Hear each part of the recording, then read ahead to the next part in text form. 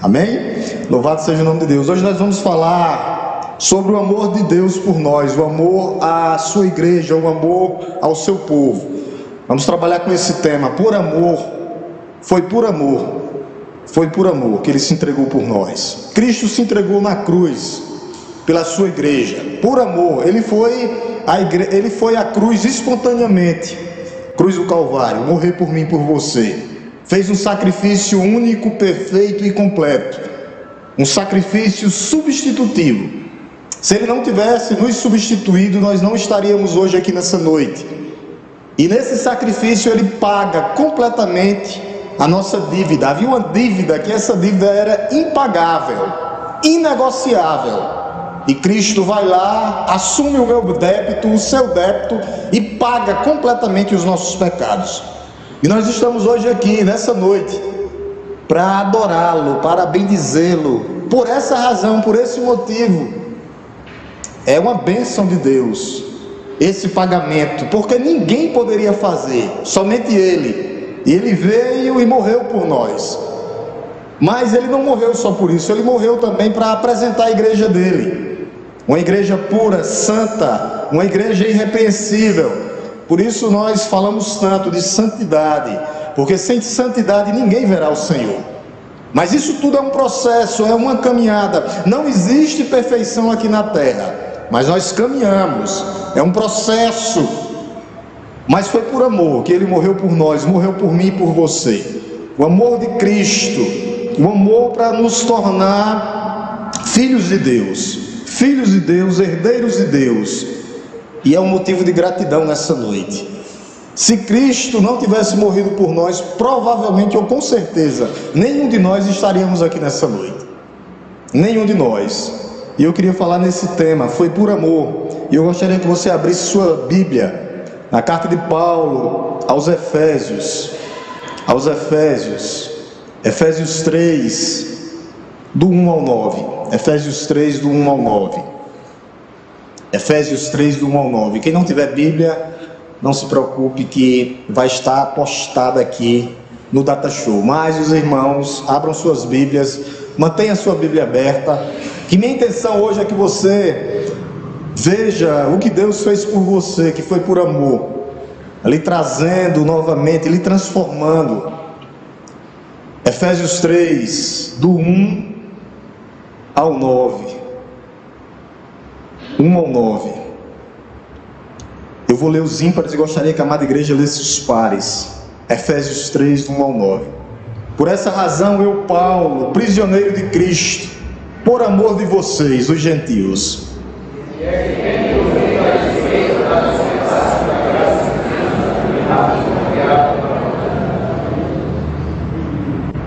pois segundo a revelação me foi dada a conhecer o mistério, conforme escrevi há pouco resumidamente,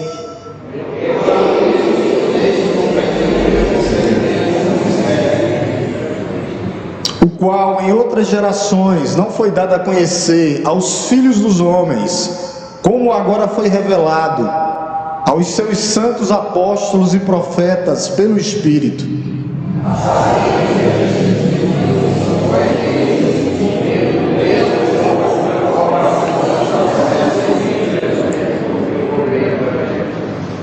Por qual fui constituído ministro, conforme o dom da graça de Deus a mim concedido, segundo a força operante do seu poder.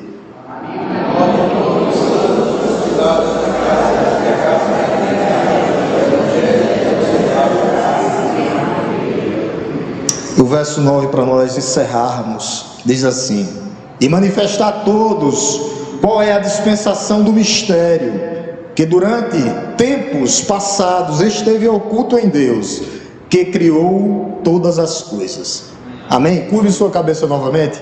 Vamos orar por iluminação e compreensão, e que essa palavra possa ficar e penetrar no seu e no meu coração. Te louvamos, Deus, nessa noite, te bendizemos por tudo que o Senhor fez, faz e fará por nós. Obrigado, Senhor, pelo teu amor, pela tua graça, pelas tuas misericórdias que se renovam a cada manhã.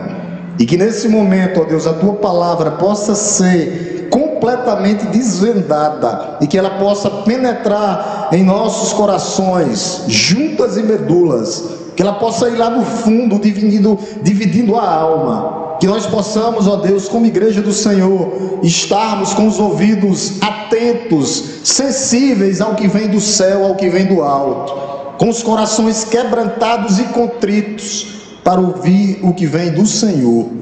Te pedimos tudo isso, ó Deus, no nome santo e poderoso de Jesus. Amém? Paulo escreve essa carta para falar do grandioso plano de redenção na história da humanidade. E essa divisão, até chegar aqui nessa pregação, Paulo fala do seu amor, do amor de Cristo por nós, o seu perdão, a sua redenção. Ele vai falar do capítulo 1 até o capítulo 3 aqui de bênçãos espirituais. O apóstolo Paulo, como a gente viu no verso 1, Paulo estava preso, era prisioneiro. Mas mesmo preso, e a igreja um pouco desanimada, a igreja de Efésios, Paulo escreve essa carta para dizer, mesmo eu preso, o evangelho não está preso, o evangelho não está algemado. Vocês fazem parte também desse grandioso plano de redenção. Então, do capítulo 1, a divisão até aqui onde nós chegamos, no capítulo 1 ele vai dizer que Deus amou o mundo, que Jesus morreu pelo mundo e que o Espírito Santo ficou. Ao Jesus ascender aos céus, o Espírito Santo desce, fica como garantia. Para quê, pastor? Para que eu e você pudéssemos herdar o céu. Então é um plano trinitariano perfeito. Deus nos amou, Jesus Cristo se entregou por nós e o Espírito Santo fica como penhor. Quem é advogado sabe que penhor é garantia. Todas as garantias ele nos dá. No capítulo 1, Paulo ora pela igreja, a importância da oração. Quando ele chega no capítulo 2, ele vai dizer, salvação pela graça. Não é por obras. O homem pode vender todos os seus bens, pode dar tudo o que ele tem, mas se ele não for salvo pela graça mediante a fé, não vai valer nada. A salvação é pela graça mediante a fé. No capítulo 2 ainda, o apóstolo Paulo vai dizer que Deus nunca teve plano B, nem plano C, não. O plano de Deus sempre foi ter um povo, um só povo, juntar judeus e gentios e chegar aqui onde nós chegamos hoje. O plano de Deus era ter um povo, a sua igreja reunida, mas para isso houve um processo até chegar até aqui, judeus e gentios, os judeus messiânicos de hoje e os gentios, aqueles que somos nós, os não judeus, aqueles que creem em Jesus Cristo hoje e atualmente como Senhor e Salvador da sua vida. E Paulo, ele ora aqui no capítulo 3, se você está com a sua Bíblia aberta, por tudo isso, no verso 14, por tudo isso que nós vimos até agora, o plano de redenção, Paulo se colocava de joelho. Verso 14, por essa razão eu me ponho de joelhos diante do Pai.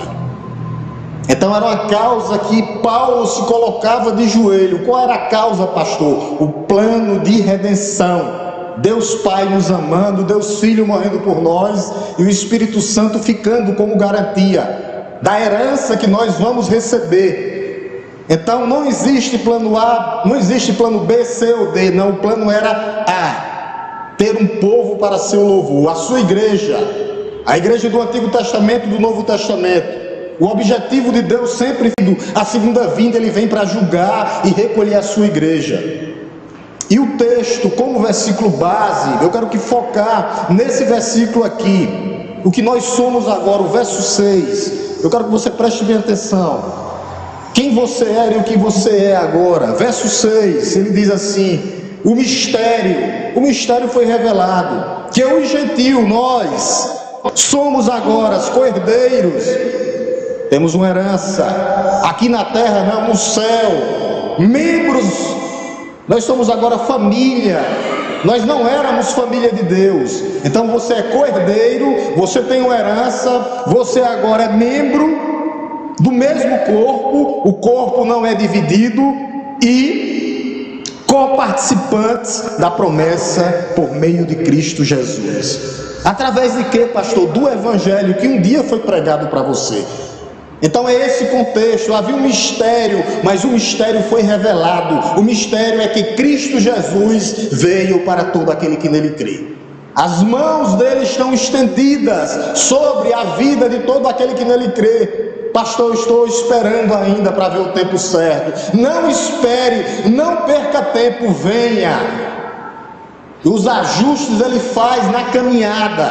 Não existe ninguém perfeito. Ninguém perfeito. Quando a gente chega no verso 1 aqui, a gente vê que Paulo estava prisioneiro. Paulo estava em cadeias. Ele diz, por essa razão, verso 1, capítulo 3, verso 1, por essa razão Paulo, prisioneiro de Cristo. Paulo tinha sido preso, algemado, jogado na grade, literalmente preso. Paulo foi preso, por quê, pastor? Ele diz aqui no verso 1, por amor a vocês, gentios. Paulo foi preso por amor pela igreja, para que o evangelho chegasse aqui em Araripina hoje.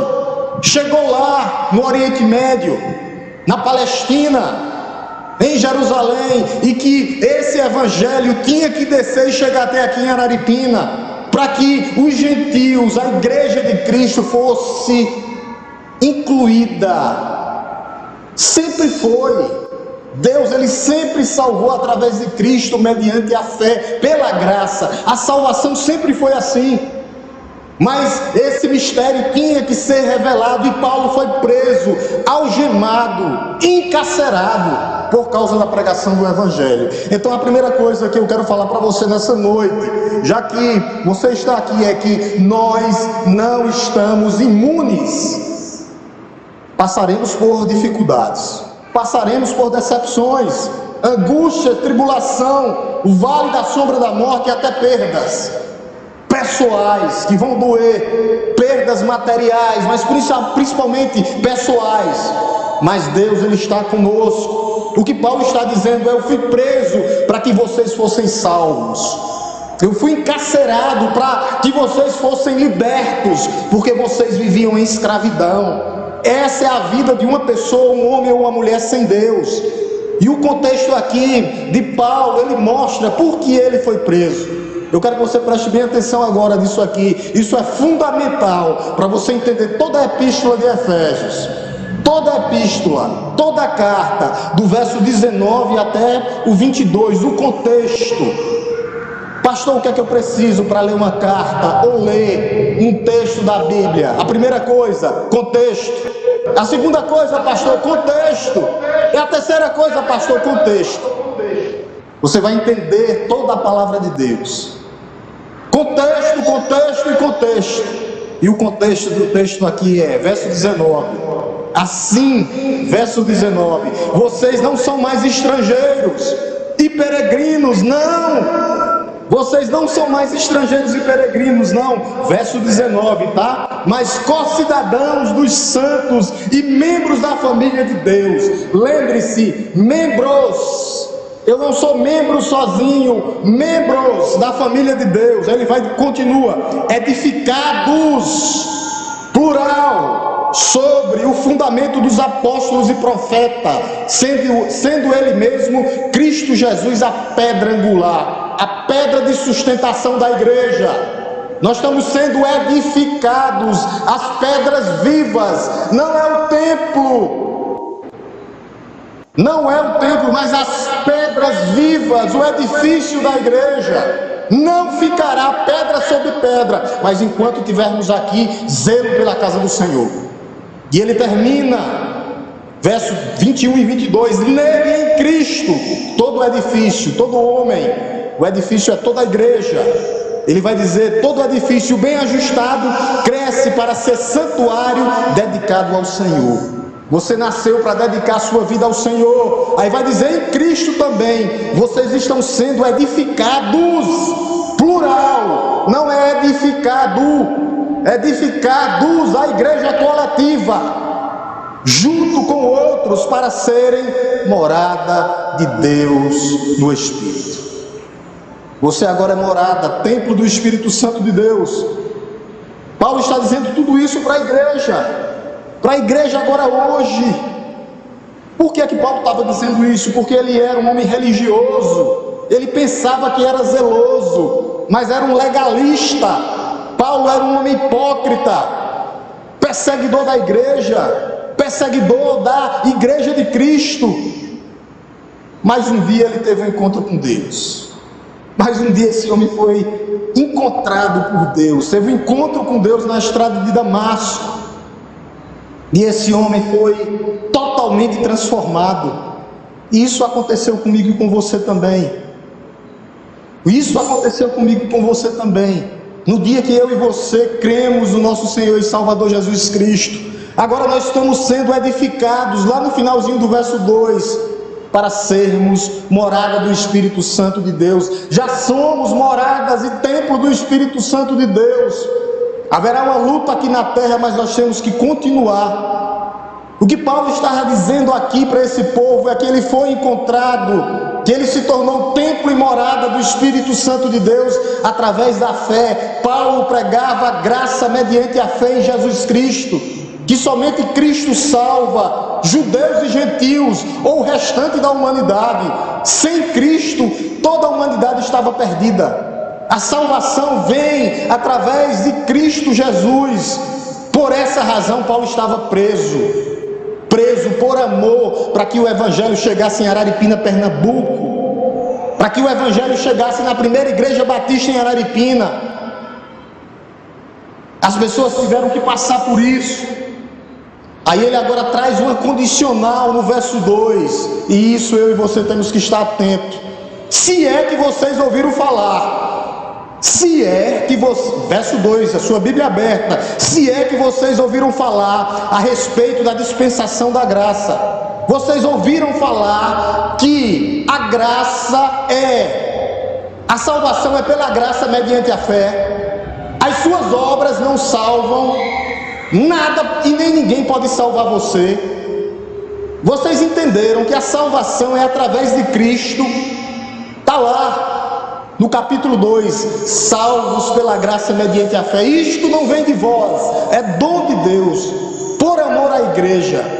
A dispensação da graça, a origem da graça vem do céu, do alto de Deus, e ela é derramada na vida de pecadores, apesar de pecadores como eu, porque aonde abundou o pecado, superabundou a graça de Deus. A graça de Deus é maior, muito maior, para salvar o pior dos pecadores. Ele revela aqui. Agora a pergunta para mim e para você: qual é o nosso papel dentro da igreja de Cristo? O que é que nós devemos fazer? Anunciar essa graça, para que outras pessoas sejam alcançadas. O meu desejo como crente é que outra pessoa fora da igreja seja alcançada pelo evangelho da salvação. Se eu não tiver amor pelas almas perdidas, alguma coisa está errada em mim. Eu tenho que compartilhar essa graça, dispensar, doar, falar, pregar, anunciar. É isso que eu e você temos que fazer. Compartilhar a graça de Deus. O que nós recebemos de graça, nós temos que dar de graça, porque Deus, Ele nos salva pela graça mediante a fé. A mão dele está estendida chamando, e a responsabilidade de pregar é da igreja. No verso 3, ele diz que Deus dá uma revelação do mistério a ele. Olha o que é que ele diz no verso 3. Verso 3, ele diz assim: pois segundo uma revelação me foi dada a conhecer o mistério. Havia um mistério, mas a gente já viu qual era o mistério no verso 6. Havia um mistério, e esse mistério tinha que ser revelado, desvendado. Nós tínhamos que tirar a venda dos nossos olhos. Quando foi que aconteceu com Paulo lá em Atos? Jesus aparece para Paulo no caminho onde ele vai para Damasco. Aquele homem vai caminhando, algumas pessoas ficam numa briga se via de cavalo ou se ia a pé, não importa. Ele cai na presença de Deus, na presença de Cristo, e em seguida passa 3 dias cegos. Deus levanta Ananias e diz: vai lá, eu levantei aquele homem, ele é um escolhido meu para ser pregador da palavra.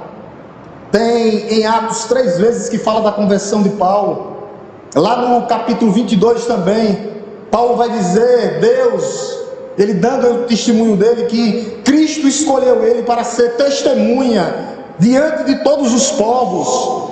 E lá no capítulo 26, vai dizer que ele não só foi chamado para ser testemunha, mas para ser ministro de Cristo aqui na terra.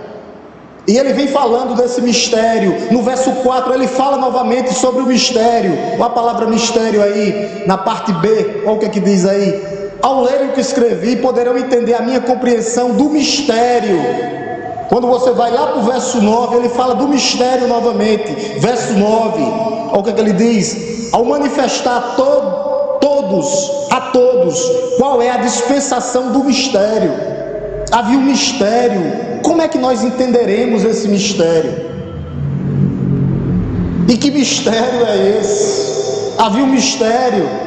O apóstolo Paulo nos ajuda lá em Romanos. Ele diz que a fé vem pelo ouvir, e ouvir a pregação da palavra. Nós ouvimos a pregação da palavra, nós cremos na palavra de Deus. Os crentes que estão aqui hoje, cremos sim. Mas qual é a segunda razão desse mistério? Como nós fazemos com tudo isso para ser desvendado esse mistério? Verso 4, no comecinho, Paulo nos ajuda muito. Ao lerem o que escrevi, poderão entender a minha compreensão do mistério. O problema é que muitos não leem, ouvem, mas não leem. Aqueles que não leem a palavra de Deus nunca vão entender o que é que Deus, o que é que Jesus quer por nós. Ao lerem, vocês entenderão o mistério. Vocês vão crescer espiritualmente ao lerem a palavra de Deus. Paulo chama esse mistério em Cristo, no finalzinho, a compreensão do mistério em Cristo. Ao lermos a palavra de Deus, nós vamos ver que Cristo está em toda a Bíblia e que Cristo tem um propósito para a sua igreja. Só que nós temos que ler, ouvir mais, ler mais, praticar mais, ser filhos de Deus verdadeiramente. Ao lerem, ao meditarem na minha palavra, vocês entenderão qual é o meu propósito na vida de vocês. Se não lerem, não vão entender, jamais, vão ficar como meninos, com os pés dentro d'água e Deus oferecendo o oceano. Eu gosto dessa figura. Deus está te oferecendo um oceano, e do jeito que a gente está com crise d'água aqui em Araripina, e você está com um balde na mão, e Deus te oferecendo os oceanos. Deus está te oferecendo o oceano através da sua palavra. Ao lerem, ao crerem e ao viverem conforme a vontade de Deus, vocês entenderão qual é o propósito, qual é o mistério, o que é que eu quero para você. Você não pode desistir do seu ministério, não. Paulo chama do mistério em Cristo.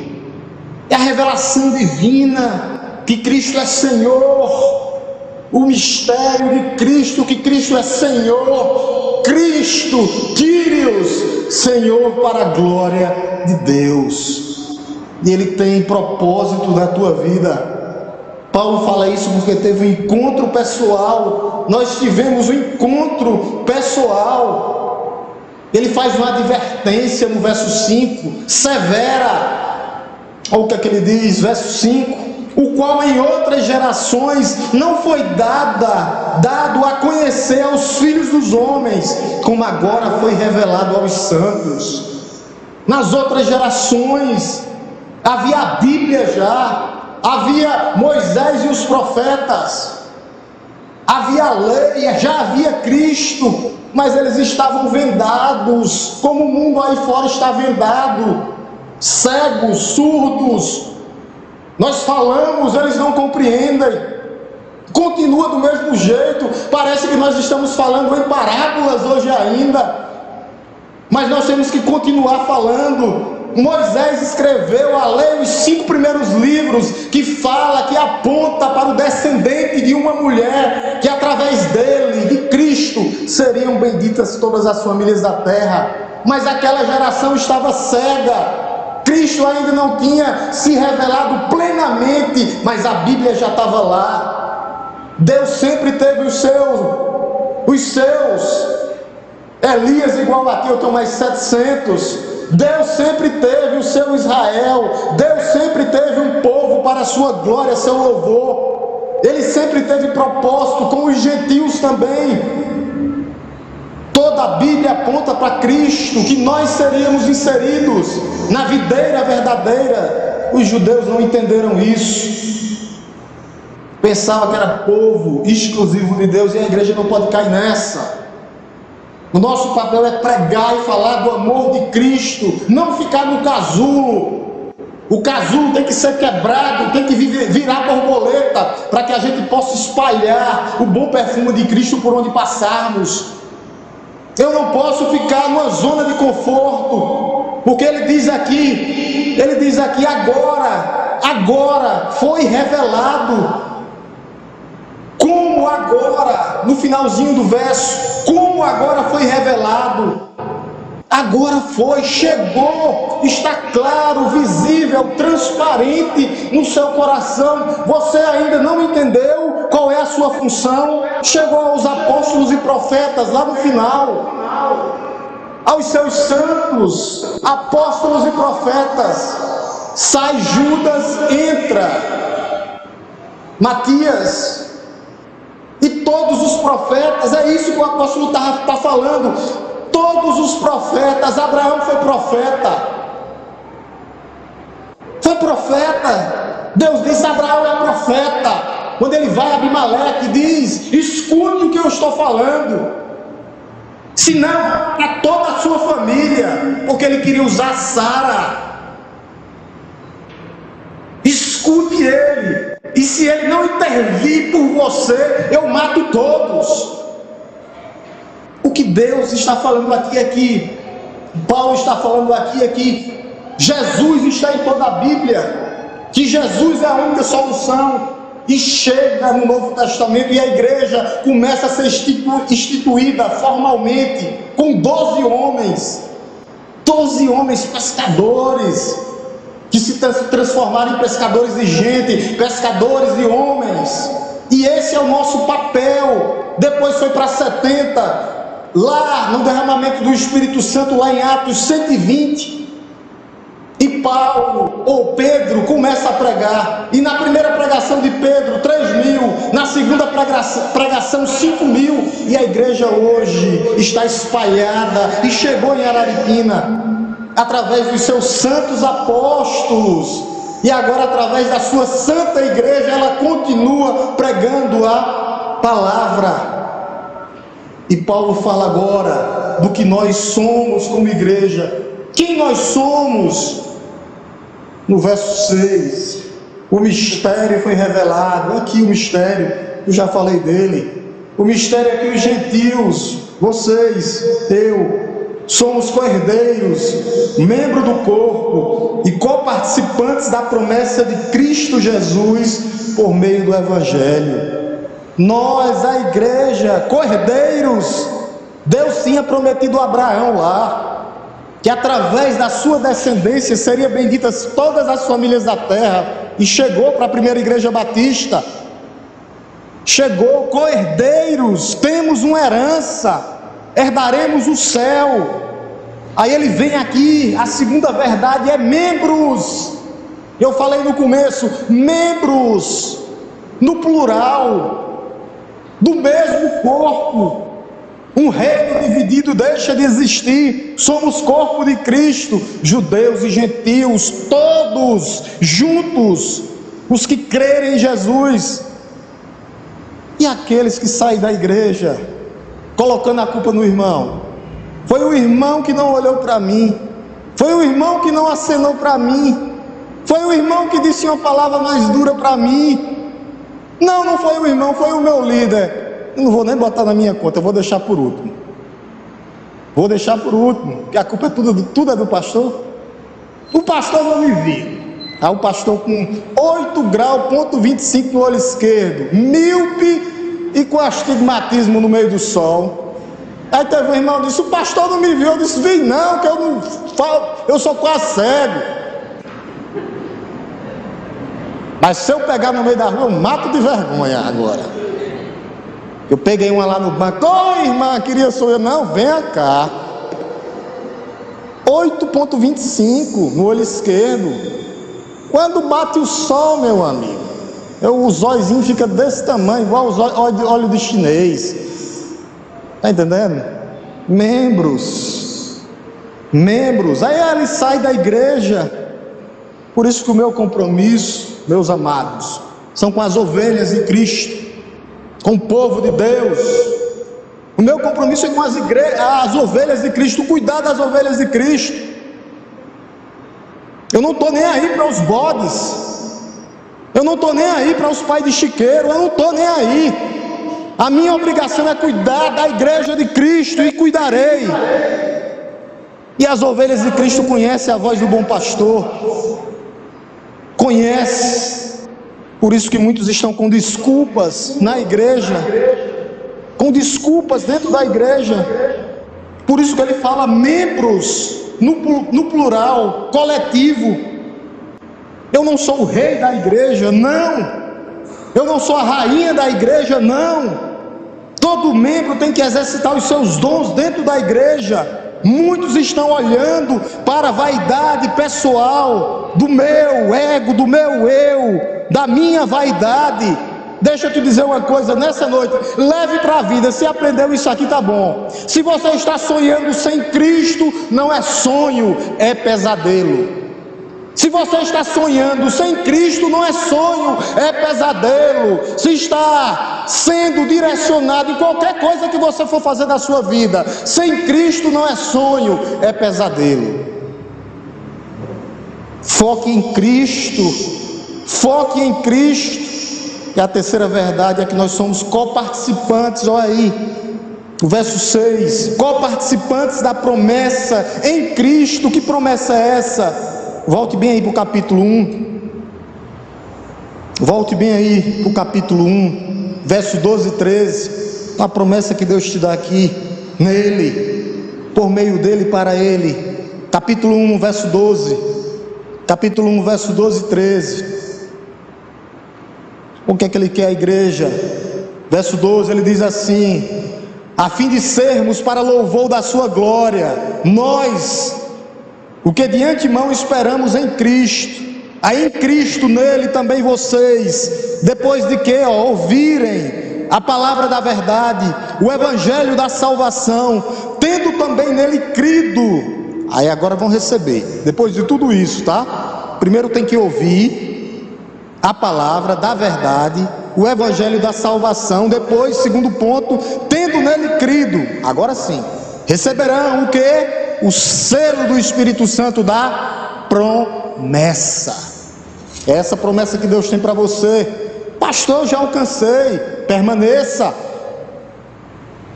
Tudo isso através de quem? Verso 7, verso 6. Tudo isso através de quê e quem? Verso 6, volte lá, 3, 6, no finalzinho. Em Cristo. Em Cristo Jesus. Através de quê? Da pregação do Evangelho. É isso que nós temos que fazer. Quando tudo isso acontece? Através da pregação do Evangelho.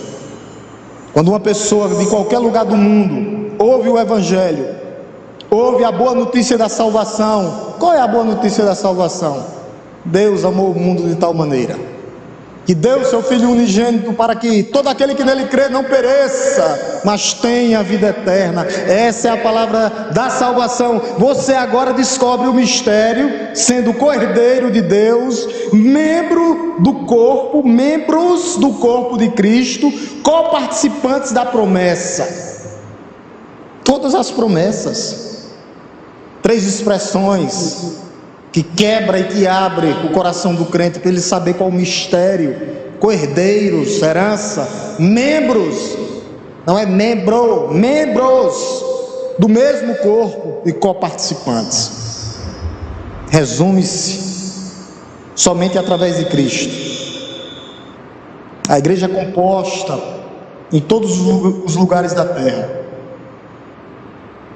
Todos os lugares da terra. A igreja é invisível, mas também a igreja local. Em Cristo, aquele que veio, estendeu a mão até você e está com a mão estendida. Por os meios de graça, o meio da fé, você vem, recebe de graça o que Ele está dando de graça. Nunca teve novidade. Os gentios sempre foram inseridos. Não há novidade. Eu já falei de Abraão. Os gentios tinham essa promessa aqui. E qual o papel da igreja aqui agora? Fazer o que Cristo mandou, ir por todo mundo, pregar o evangelho a toda criatura. Qual o papel da igreja nesse plano agora? Verso 7. Olha o que é que ele diz. Verso 7. Do qual foi constituído ministro conforme o dom da graça. Nós somos ministros, diáconos, né, irmã Hilda?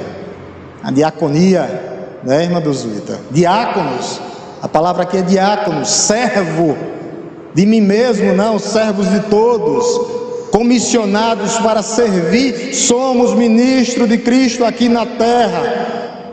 Por quê, pastor? Conforme o dom da graça. Ele nos dá de graça para que nós possamos distribuir de graça. Não é isso que ele diz? Do qual foi constituído ministro. A igreja também é. A embaixada de Cristo aqui na terra é a igreja. Conforme o dom da graça a mim concedida. É isso que nós somos e é para isso que nós vimos. Como é que nós fazemos isso? Desse jeito aqui que Paulo diz no verso 8. O ministro é isso. Verso 8. A mim, o menor, quer ser o maior, seja o menor, sirva mais. De todos, o menor de todos, o maior que serve mais aqui. Não foi isso que Jesus disse? Jesus disse: eu vim para ser servido. Não foi, igreja?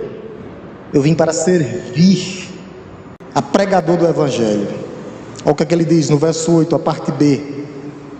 Na qual foi constituído ministro, conforme o dom da graça, a mim concedido, segundo a força operante do seu poder. Verso 8. A mim, o menor de todos os santos, foi-me dada esta graça de pregar. Qual a missão da igreja? Pregar.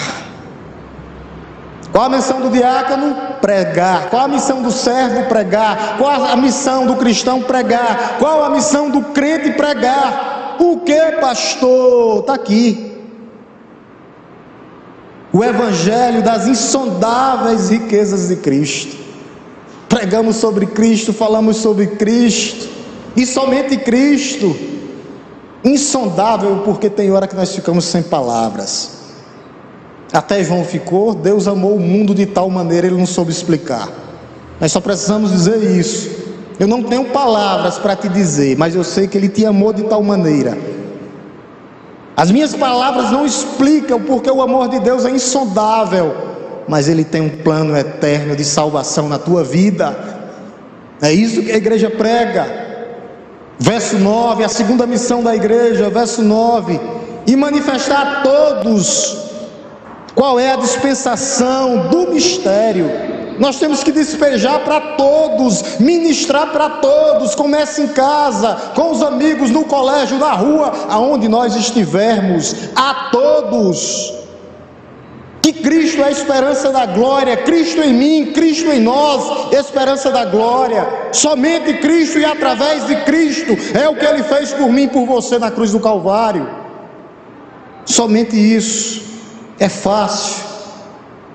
E manifestar a todos, verso 9, qual é a dispensação do mistério que durante tempos passados esteve oculto, que Deus criou todas as coisas. Só precisa falar, só precisa pregar. Não te cales, igreja de Cristo, não te cales. Continue falando desse amor redentor, salvador, que Jesus ama, que Jesus salva, que Jesus transforma, que Jesus restaura, que Jesus vai de encontro trazendo o pior dos pecadores, como eu, como nós.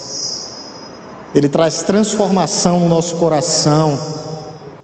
Eu trago algumas aplicações para que nós possamos pensar nessa noite.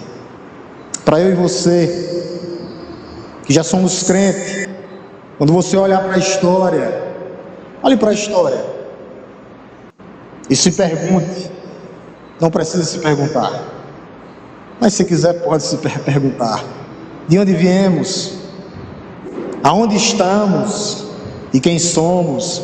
O verso 6 responde tudo isso para você. Foque no verso 6. Membros, co-herdeiros e coparticipantes. Essa promessa chegou para você. Chegou para você. Aonde você está agora?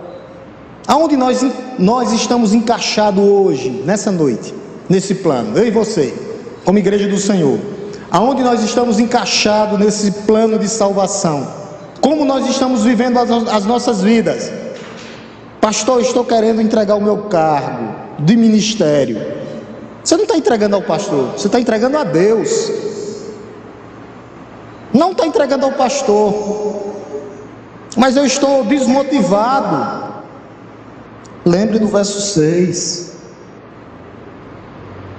Co-herdeiros, uma herança, membros do corpo, não tem como fugir.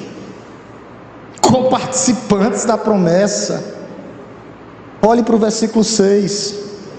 Segundo, o plano já foi revelado. Você se encaixa aqui, agora se encaixa, para pregar para os que estão perdidos. E às vezes muitos estão perdidos. Estão aonde, pastor? Dentro da igreja. Por que, pastor? Verso 4: porque não lerem a palavra de Deus. Pastor, eu não gosto de culto de doutrina. Que culto de doutrina divide mesmo as ovelhas dos bodes. Divide mesmo a palha do trigo. Uma igreja sem doutrina, ela está fadada a morrer. Oração e doutrina, doutrina e oração. Agora você pode perguntar: por que existimos e por que estamos aqui? Eu sou coparticipante do corpo para pregar a palavra de Deus, para que outros sejam resgatados como eu e você fomos resgatados. Não existe um bom nenhum sequer, e o nosso papel é falar desse amor de Deus.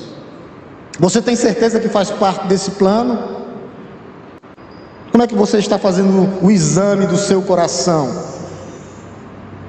Examine-se, o homem a si mesmo. Examine, comece a examinar o seu coração. Como está o meu coração?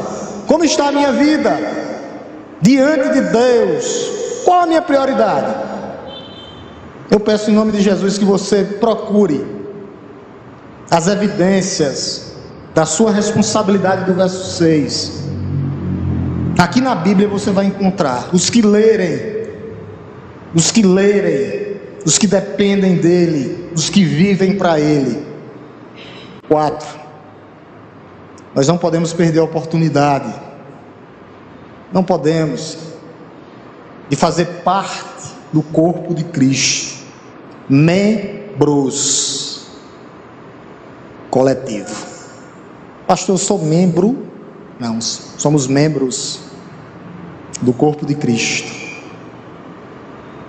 Talvez você entenda isso nessa noite, que a dor do seu irmão é a sua dor, que quando um sente, todos sentem, e nós nos alegramos com aqueles que se alegram. Eu fico regozijado quando eu vejo um irmão que sonha o sonho de Cristo. Sonhar sem Cristo é um pesadelo, meu irmão. Sonhar sem Cristo é pesadelo. Cuidado que às vezes a gente pode não acordar mais desse pesadelo, ser tarde demais. Mas eu me regozijo quando eu vejo que o irmão está sonhando o sonho dele com Cristo. Ele está fazendo na dependência de Cristo, por meio de Cristo e através de Cristo. A igreja, ela foi formada para isso, para viver através do que Cristo fez por nós. E eu quero, meu amado irmão, como quinta aplicação, que você se apegue a todas essas promessas que Cristo lhe deu nessa noite. Se apegue a ela, se agarre a ela com o seu coração, sonhando o sonho de Deus, porque através de Cristo Jesus nós somos mais que vencedores por meio daquele que nos amou. Nós somos mais que vencedores porque Ele nos amou primeiro. Nós somos mais do que vencedores porque agora nós não estamos mais só.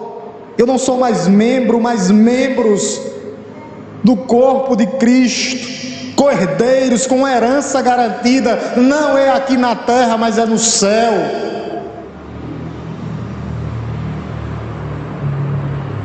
E que eu sou coparticipante das promessas de Deus. Então eu peço que em nome de Jesus você não tema, nem fique desanimado, não. Se regozije no Senhor, porque talvez você estivesse desanimado antes de sair daqui. Mas lembre-se disso aqui, cordeiros, membros e coparticipantes. A vitória em Cristo. Deus é contigo. Deus te chamou para que você exercite todos os seus dons e talentos dentro da igreja de Cristo, por meio de Cristo e em Cristo. Olhe para frente e continue. Às vezes os homens nos desanimam.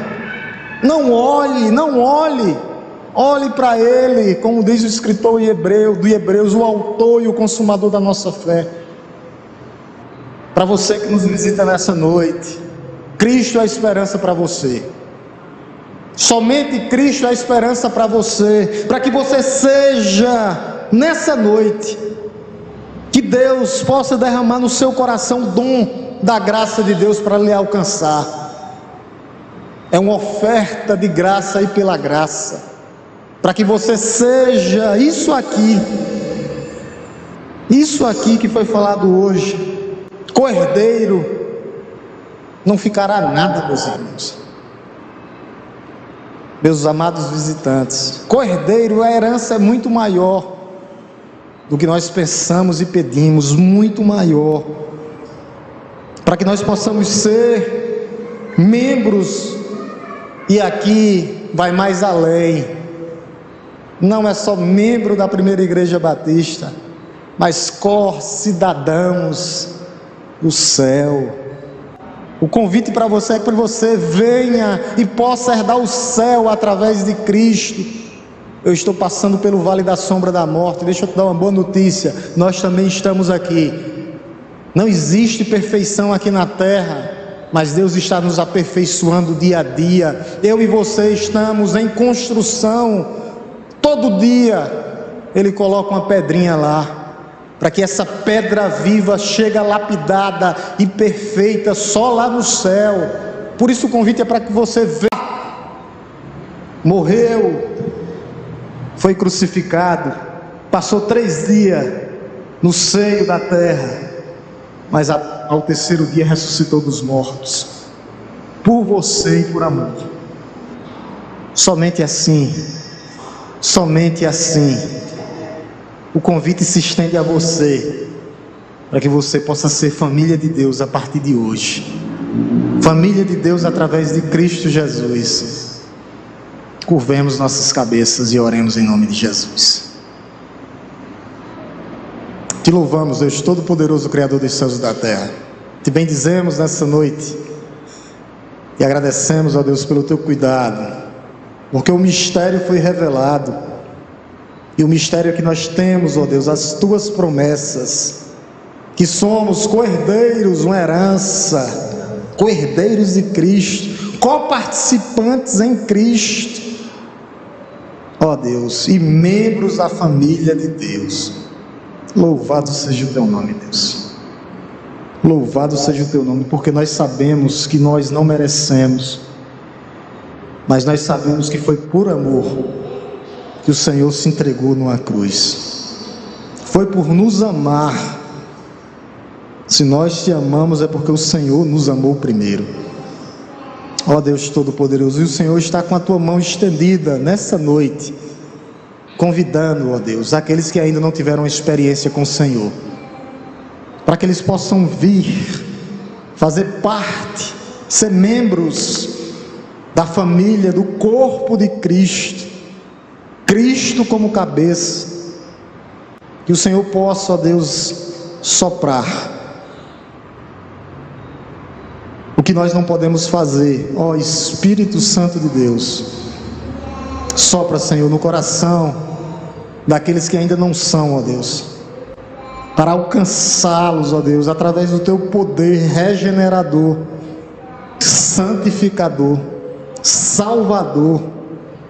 Ó Deus Todo-Poderoso, o Senhor vá de encontro àqueles que não tiveram uma oportunidade ainda. A igreja continua orando em nome de Jesus. Alguém nessa noite que quer entregar a sua vida a Jesus, reconhecer que Jesus é seu único e suficiente Salvador? Se é, eu peço que você levante as suas mãos, que eu quero orar pela sua vida. Alguém convencido do pecado, da justiça e do juízo, que ouviu a palavra de Deus e disse: eu quero ser membro dessa família, eu quero fazer parte do corpo de Cristo. Se é, eu peço que você levante as suas mãos, que eu quero orar pela sua vida. Há alguém nessa noite convencido, que quer crer, reconhecer que Jesus é Senhor e Salvador da sua vida? Eu convido que você levante as suas mãos. Há alguém nessa noite? Há alguém nessa noite convencido do pecado, da justiça e do juízo? Eu quero orar pela sua vida. A igreja quer orar, intercedendo por você, por esse dom maravilhoso. Há alguém nessa noite convencido do pecado, da justiça e do juízo, que Jesus é o nosso único e suficiente Salvador? Se há, levante de suas mãos, que eu quero orar pela sua vida. Alguém? Se não há, que Deus possa te dar uma nova oportunidade, meu irmão. Na tua santa e bendita presença ainda, Deus, te louvamos. Ó Deus, finalizando esse culto de adoração, sabendo, ó Deus, que o Senhor conduz a vida da tua igreja, sabendo, Pai Santo, que no final todas as coisas cooperam para o bem daqueles que te amam. Ó Deus, que nós possamos ter um restante de semana na tua presença, uma semana abençoada e abençoadora, uma presença, na tua presença, ó Deus, sendo santos, porque o Senhor é santo, fazendo o que te agrada, fazendo o que te apraz, vivendo de acordo com o teu querer. Nos conduz, ó Deus, para os nossos lares. Que o amor de Deus Todo-Poderoso, Criador dos céus e da terra, que a graça redentora, salvadora, transformadora do nosso Senhor e Salvador Jesus Cristo, e que as doces consolações do Santo Espírito esteja conosco, não só hoje, mas todos os dias das nossas vidas. Oração silenciosa, a igreja se despede.